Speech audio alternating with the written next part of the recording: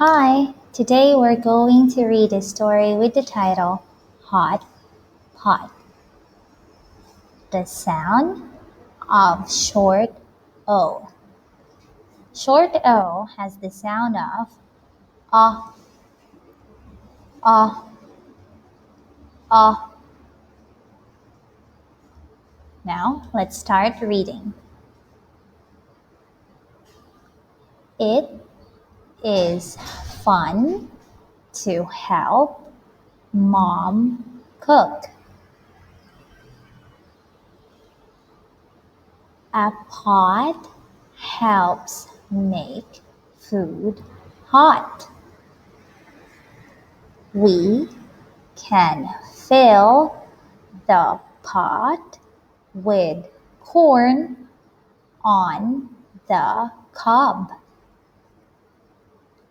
Where is a top to cover the pot? I can see the pot get hot. Can you hear the bubbles pop? What other things cook in the pot? This pot can hold a lot.